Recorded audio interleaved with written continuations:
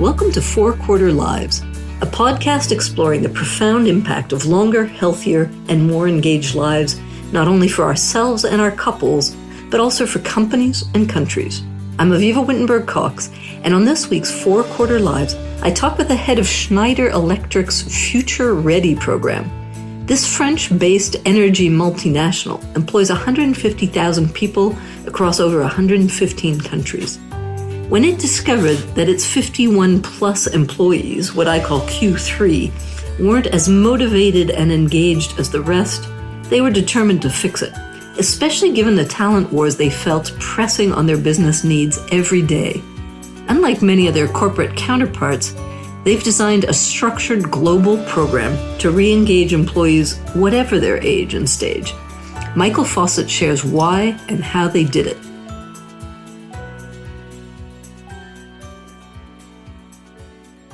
Michael, welcome to 4 Quarter Lives. Thank you for joining me. Thank you. Hello. So I want to set a little bit of a context for our conversation, which is the name of your program, Future Ready, which launched in 2021. And what were the main ideas behind its launch? First, there is a kind of commitment that we would like to give to any Schneider employee, is the ability for anyone to project his or her desirable professional future and to be supported to make it happen, to be supported by the employer to make it happen. The second main idea is about more a fact that we see the lack of talent, the difficulty to recruit. And here I'm not only talking about Schneider Electric, but our whole ecosystem and even larger than that. We are missing talents, and this will be more and more difficult in the coming years. We'll probably come back to that. And at the same time, we have millions of people excluded from job or education markets, or not used at their full potential. That's where the senior talent topic is entering into the picture. So we think in Schneider that we can probably play a bit on one of the topics to solve the other one. Yeah, so two sides of the flip coin. One is individuals' ability to plan and project and have some kind of hope for their own career future. And the other, the organization's desperate needs for talent and getting a little bit increasingly stretched in some of the talent wars you're seeing emerging. That sounds like a pretty smart idea, and yet not too many companies have yet embarked on that. So the context of your program was to be ready for these talent wars that you already feel coming. What are you preparing for, and how are you thinking about it? And where did this proof or pressure about talent wars first emerge? I think it's something that we all feel as HR leaders or HR professionals in different companies and different geographies. We have difficulties to recruit, to attract, and after to retain. There are some surveys about this topic. There is one from Korn Ferry, which is mentioning a talent crunch and which is predicting a shortfall of 100 million people in the workforce by 2030. So after tomorrow is 100 million people. Wow. In the 20, if I remember correctly, the 20 main economies, which means at global level it's even more. And the reason for that is mostly coming from the demographics.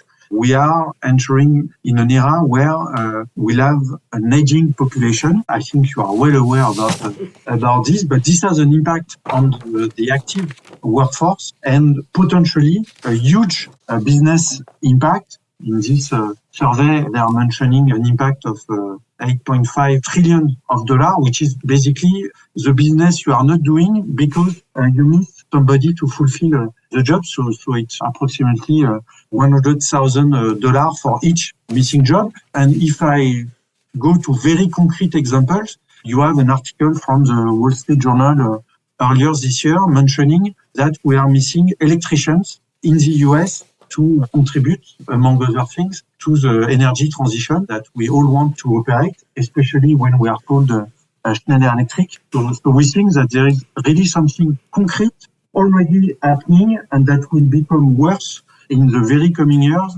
if we are not acting on this topic. That's some pretty dramatic numbers, 100 million people missing from the workforce by 2030. And an interesting number I haven't heard yet, $100,000 in lost business for every talent you can't actually fulfill. That's a big cost. So before we get into the meat of this argument, tell me a little bit about you, about your background, and how did you come into this role at this time? First, I think I can say I'm a Schneider baby. I started there 18 years ago. Most of my career has been made in the HR field with different positions in shared services as a HR business partner, part also the HR analytics function at some stage in different geographies for different scopes and types of business in Schneider, R&D, sales, or more recently, the supply chain, the manufacturing piece. And recently, 2 years ago, I wanted maybe to take a less operational job after having been in HR for the supply chain in Europe during the COVID crisis, so something very operational. I wanted to have an impact on the topic and which would be close to my values, and that's why I joined the corporate citizenship team to work on this Future Ready program, which is, as you can perceive, very close to HR topic also. And a little longer term horizon than I can imagine the COVID crisis was. So the first axis for the Future Ready program is this focus on senior talent. And it came because of a survey that you did of your 50,000 employees, and it yielded some surprising findings. Can you share what you discovered? So there were two surveys, in fact. We have the normal annual survey that many companies have, the engagement survey, which is addressed to the 150,000 employees. And in this part, we saw that the level of engagement for the 51 plus was significantly lower than the average of the company. We talk about 4 or 5 points below, which means even more if we exclude this population from the average calculation. So we wonder why we are having that number. And we organized also more specific survey on what we call the career conversation, the development link to the career conversation you are having, where 50,000 employees from all ages answered. And yes, also in this part, we were, I don't know if it was surprised, but maybe it was confirming some hypothesis, that this population was having less discussion about their career and discussion with lower quality, meaning more discussing about the next Excel training they will do in the next 2 months, and not projecting themselves about what will I do in the next 10 years, and at the end, how do I make the last 10, 15, whatever years of my career as fulfilling as the first one or the ones in the middle. I'm curious that the number or the age that emerged as the flip point of this lack of engagement was 51, not 50, not 55. 51 is a category we take. We have age bands in our survey, but where you're right is that something is happening at 50. We see, for instance, a decline in the career conversation starting earlier, but it's very progressive. At 45, the decrease is very low, but between 50 and 60, there is a real drop, and funny enough, if we can say, it's increasing slightly above 60, maybe because we are asking people, okay, what are you doing now? And maybe you will be leaving the company soon, so we need to discuss that. So really the lowest, and it's more than 15 points difference between 50 and 60. So a real decade of focus. And when you say a lack of quality in the conversation, aside from this idea of short-sightedness, that they're no longer talking about long-term planning, is there any other anecdotal report of what's happening in these conversations? Are they basically just writing these people off and not curious at all about dreams, plans, visions, needs? So first, there is a specific question about was this discussion focused on the short term or mid-long term? And we see a clear difference. Then, yes, it's about the topics which are covered. We are more mentioning short-term development, trainings are really the real immediate next step and not what are the aspirations, what do I want to do in 5 or even longer term, and how do I get there? How the company can support me to develop what I miss to be in this future position. So that's why we are mentioning a lower quality of the conversation in comparison to the early career or the mid-career. This must differ a little bit around the world and across cultures. So give us a little bit of a picture. Schneider Electric is a huge global business. You have 150,000 employees spread across the world. What percentage of them are 51 and over? And how do these issues differ? What are some of the different countries who may be in very different stages in terms of embarking on this engagement with the longevity and future-ready issues? For this population, overall, we are mentioning a population close to 30,000 employees among those 150. So I would say a significant portion of our employees. Yeah, what would differ, and you know it, is that across geographies, is that the reference to retirement and to senior in general would be very culturally sensitive or even legally, if we mention the retirement age, between some countries where the retirement age is still relatively early, I would say, like in China, like in India, versus other countries where it's postponed now year after year. Even in France, it happened recently that we will work a bit longer. So you have countries that are now not very far from 70 as a retirement age, and some countries, I'm thinking to the US, I'm thinking to UK, where there is no legal retirement age, which changed completely the way you discuss the topic of career with what we call the senior talent. How much knowledge and expertise do these 30,000 people represent? Do you measure it? How do you measure it? And how do you transfer it over to subsequent generations? How do you plan for that? There are some elements we measure. One of them is we looked at the 4,000 people who left because retiring the company in the last 2 years. And we realized that more than half of them had more than 30 years of tenure in the company. I would say by definition, this category is concentrating a big portion of our expertise. And to be clear, our business in Schneider is knowing our customer, knowing their needs, knowing our products and the technologies that are inside and the functionalities, or combining those products to create solutions for our customers. So missing this knowledge, it's also a critical business topic for us to make sure that whatever time when these people will leave the organization, we will keep the expertise within. And I would say in terms of transfer, that's part of the senior talent program to work on the knowledge transfer methodologies that we made available and that we promote within the company, making sure that this transfer is happening, which was not necessarily the case in the past. And there are some entities where I heard there are things that we do not know how to do anymore. And we knew it 5 or 10 years ago. So, for example, I mean, what kind of? Well, for example, on electromechanical design for some of our products, we didn't know how it was working anymore. And because we know that the expert mastering it left without transferring the knowledge, but it can be at a R&D, engineer level. It can be on the production line, somebody having the know-how on this machine, how it works, where it doesn't work, why it doesn't work sometimes. And there are some simple things to do on the machine. But if you do not say it or show it, it's more showing, by the way, than saying it to your successor, maybe we lose productivity on this machine. And this is a real case that happens still frequently. A massive sort of brain drain that nobody's really been thinking about is the one at the end of careers, walking out the door. Do you actually now measure and track how many people and what percentage of your people are within 10 years of retirement to start them in the process? A difficult exercise for the other companies listening to us today.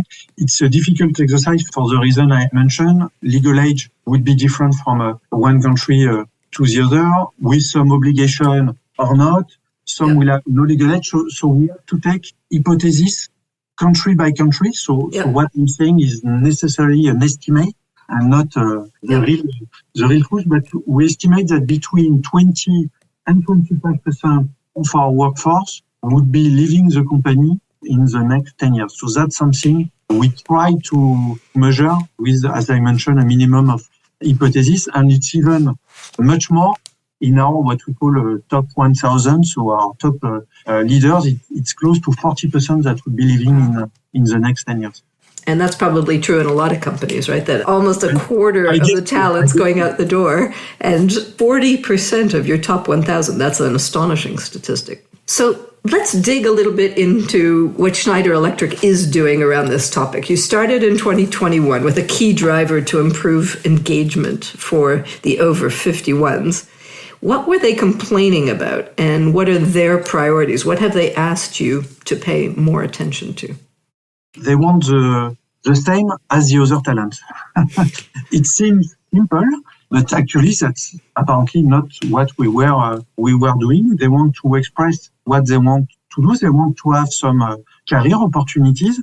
They want to have possibilities to grow by getting the necessary trainings, coaching, or mentoring to reach their career aspirations. So, in fact, they were telling us, you are doing a lot for early careers, and that's great. And they are not opposed to that, but we would like to get the same and to have those career possibilities offered to us also, and having the same level, let's say, of mobility, promotion than for the rest of the population. So that was simply the message. And when we launched the program, we received a lot of, at least it's a very positive sign that Schneider is engaging in this direction to make sure that we support, in fact, all generations and not only one or the other. So a bit of a surprise that you're balancing out and not just focusing on the youth of the company, but also at the other end of the spectrum, who just want to be treated as they always have been, I suppose. So in doing this, you develop some personas to represent the diversity of profiles among your own Q3 employees. What are they?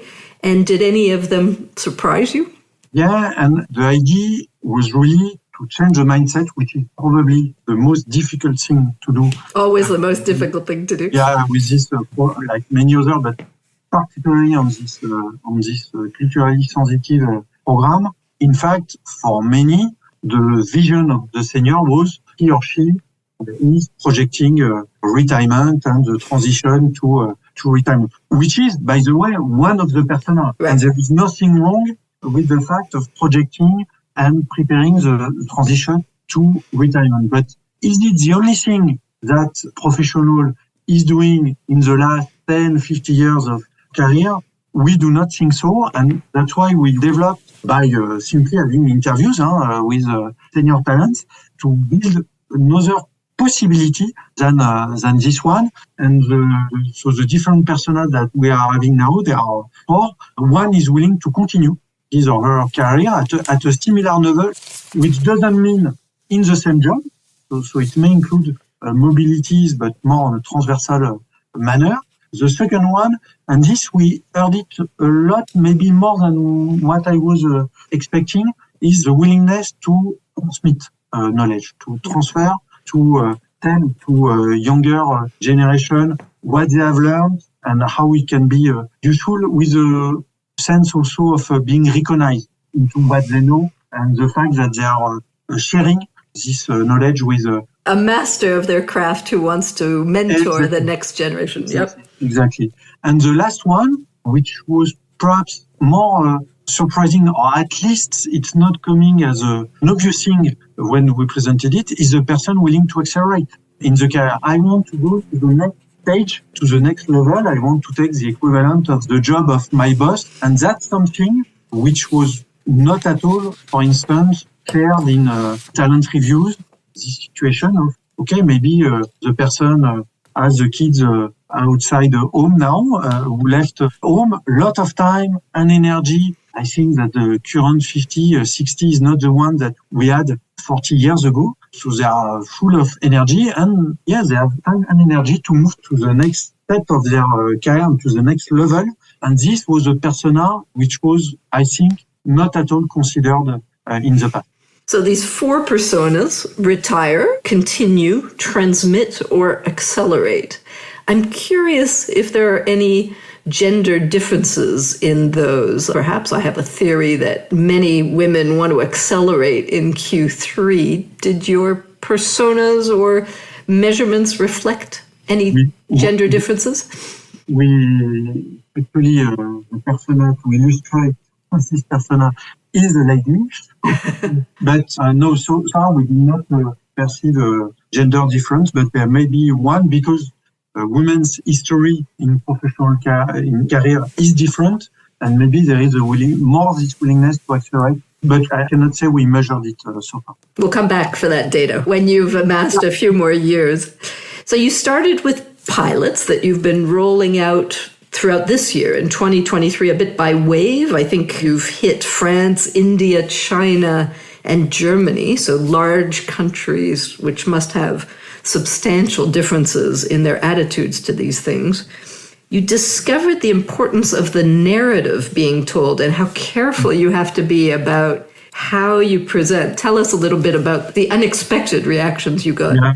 The pilot actually started back in 21 with different entities, and those ones were among them, but 12 entities in total. And what was decided in 23 is the global deployment of this program with the willingness to deploy in full Schneider Electric by the end of 25 and start by wave. And you mentioned the wave 1, France, India, China, and Germany. What we discovered through this pilot is when we were inviting the senior talent that we are mentioning here in a career development workshop, for instance, half of them, the first feeling was fear. A fear of layoff, a fear of an individual discussion about will you be leaving the company or can we help you to leave the company. So the first reaction for half of the people was fear. And that's why from the pilot, we really had the lesson learned that the narrative, how we promote the program before engaging any workshop, really key. And we had to show that the program was, in fact, having a positive objective of having an open discussion on the career to come, whatever the operations would be.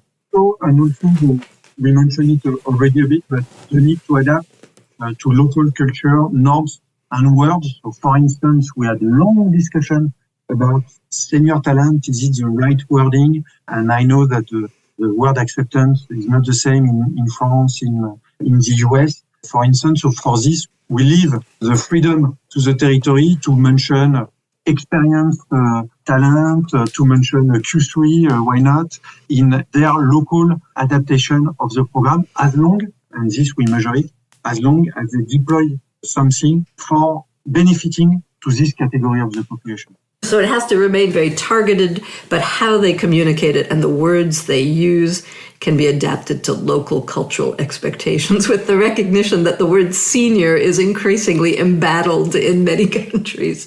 I think fewer and fewer people around the world want to be considered senior.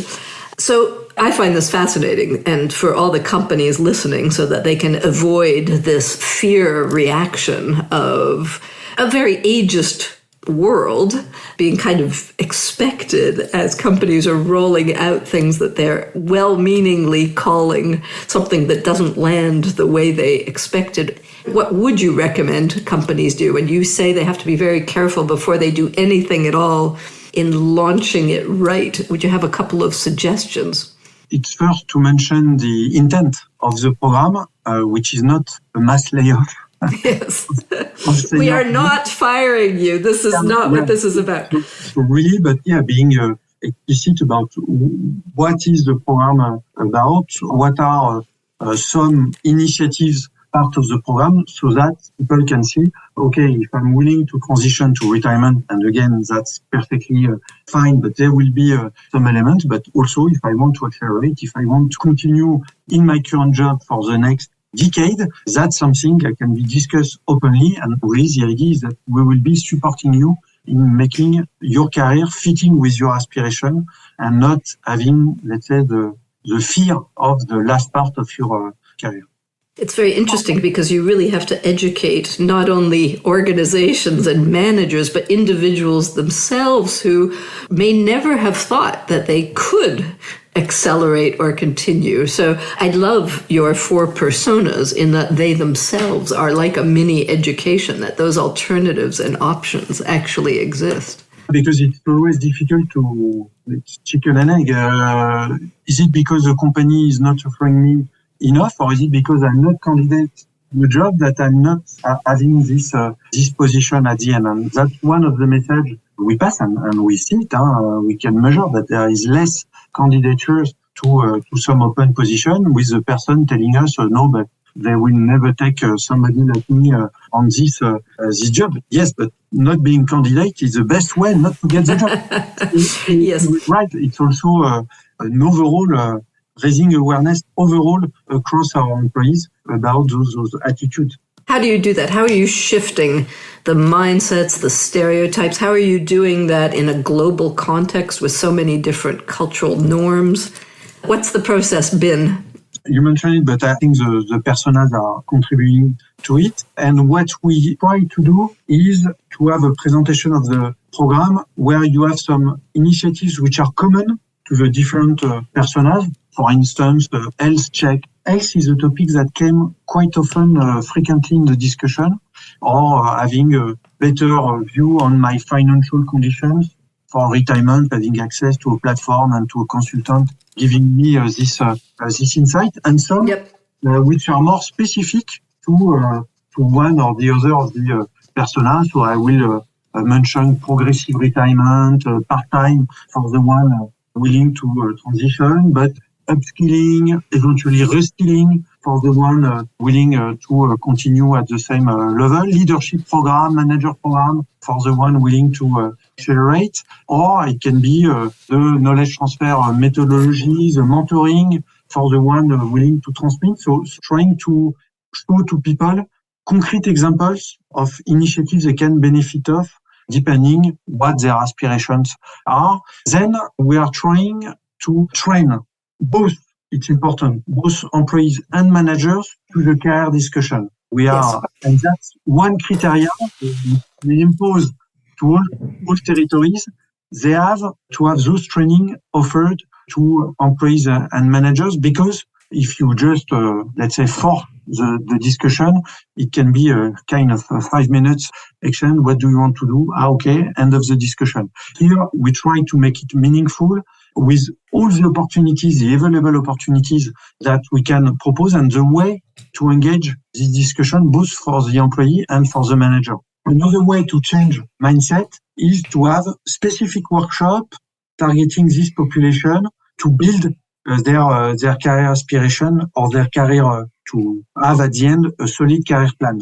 And many told us, that was very useful, and through this I managed to express properly what I want to do and with whom I need to engage to make it happen, or what I need to complete before being able to take the job. I'm just regretting not having it at an earlier stage in my career. So even now we are thinking how we could anticipate a bit those kind of discussion. And there is one last thing that I really believe in it, is role models testimonies. Something happened to me, it can happen to you also in your career, and making visible those role models and testimonies is something we work on also from a communication standpoint. You can't be what you can't see is the famous formula. So on this, we find a lot of similarities with what happened on the gender topic probably a few years ago. I see many things common on this topic. I couldn't agree more. I feel like I'm living a huge déjà vu in working on age. You can almost always replace the word age by the word gender, and you're going to be along the same lines. The training, the preparation, the mindset shifting. It's a cultural shift, isn't it? A massive one. And I'm curious, I know it's early days yet in your rollout, and I'd love to turn to some of the lessons that you're picking up from this wave one, as you call it. And the first, is there a numbers game between your four archetypes. How many people, is there one that dominates? Do most people fit into any of those categories, or are you seeing a relatively even balance across the four? First, the idea, we are asking people to self-declare themselves because we don't want to go from a situation where people are put in a box to another one where we limit them in one of the boxes, even if there are more boxes, because I think it can be fluid. First, with your personal evolution, you can move from one to another at some stage. Typically, you can be willing to accelerate and at some stage think Absolutely. about transitioning to retirement, or you can feel that some initiatives, maybe you are more in the transferring knowledge area, but some of the initiatives linked to continuing can be appealing to you also. But overall, I would say that a majority of people are willing to continue in their job. Then it's balanced between the one willing to accelerate, the one willing to transfer knowledge, to share knowledge, and the one willing to transition. I mean, the message to take away is the majority of people over 50 are pretty set on continuing, which is interesting, with some adaptations over time. With this idea that it's not necessarily in the same job, but can imply the mobilities, upskilling, promotions in terms of salary, etc. They want to continue as though they weren't over 50, as though they were at any other age or stage. To be performing. It brings us to a pretty political hot button issue, which is, of course, the issue of retirement age. And as you've said, this is massively different from China, where people retire very early, to the Anglo-Saxon countries that have eliminated the number. As a company, how do you balance and manage these tensions across zones and divisions? And people must be watching each other across the organization. First, we need to acknowledge as a company that we can't do a lot concerning what governments are deciding. So just to take our example here in France, we are not really in agreement with the recent changes, but it happens. And what we see as a company, and I think maybe we have a role in terms of pedagogy in explaining that this aging population overall in the world shows that what we know for sure is that retirement age is going up everywhere. And that's something we can probably explain a bit more. It's never going down. We never saw it in the recent years. So what we can do is to anticipate and prepare our employees to this already current or coming reality. Pedagogy is number one here. But I'm curious, you say it's one of the most sensitive topics in HR. Why, and how do you experience that? First, because, as I mentioned, there is a lot of cultural sensitivity on this topic.